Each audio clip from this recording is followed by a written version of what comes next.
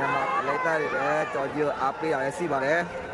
โอ้ကောင်းလိုက်တာကွာကြော်ကြီးထိုးတာကြစားတယ်โอ้ကောင်းကွာကြတာကြော်ကြီးထိုးတာကြည့်ပါတော့အေးကြော်ကြီးထိုးတာကြည့်ပါတော့ကြော်ကြီးထိုးတာကြည့်ပါဘယ်တော့မှအနောက်မဆုတ်တော့အစ်စ်တိုးတာပဲရှိရနော်โอ้ยဒီချာကြည့်နော်ကြော်ကြီးထိုးတာကြည့်ပါနော်အခု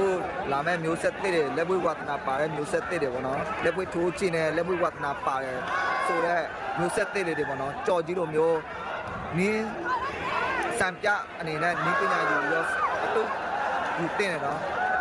ဟုတ်လားကြော်ကြီးလိုမျိုးအေးတော်ရောနည်းနည်းပဲညှိနေတော့ကြော်ကြီးညှိတော့မညှိထိပ်ပြီတောင်ရိုက်ကြော်ကြီးတောင်ရိုက်ဒါ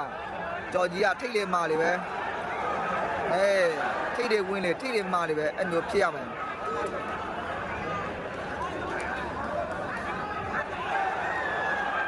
တချို့ fighter တွေဆိုရင်တချို့ဝါသနာပါရဲ့လက်ပွေးသမားတွေဆိုရင်ကြော်ကြီးလိုမျိုးထိတ်ရအခုဆိုရင်မောင်းအိပ်ပြီ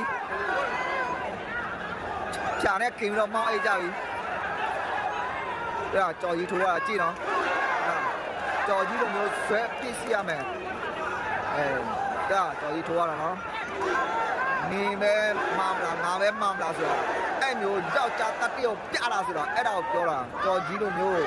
စံပြအနေနဲ့အတုပ်ယူသိနေမျိုးဆက်တင်မြန်မာဖိုက်တာတွေညီနေတယ်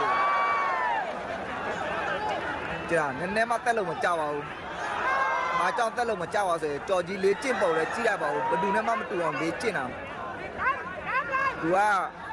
အယောင်ပြပြီးလေးကျင့်တာမဟုတ်ဘူး။အနောက်လူစစ်မှအယောင်ပြပြီးလေးကျင့်တဲ့လူမဟုတ်ဘူးကြော်ကြီးကမမှန်ကန်လေးကျင့်တဲ့လူသူများအစင်းမှာဟန်ပြပြီးဟန်မဆောင်တက်ဘူးကြော်ကြီးကဒါရာကန်တော့အပြစ်လေးကျင့်တဲ့လူ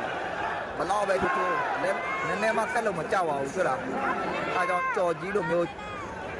ဆက်ပြအနေနဲ့အတူယူတင်တယ်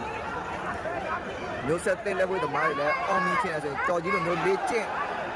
ကြော်ကြီးလိုမျိုးစိတ်ဓာတ်ဆွဲအပြစ်စီရမှာဒါကြော်ကြီးကအစ်စ်တိုးတက်ပဲလောကအနောက်မဆုတ်အောင်ကြော်ဒါ